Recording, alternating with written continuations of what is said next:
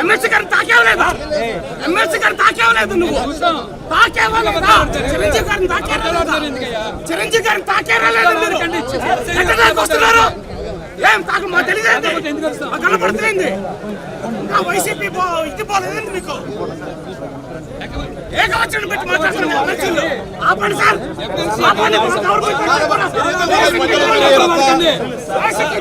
సాధారణ పౌరుడిపై కూడా ఏకవచనం వాడకండి.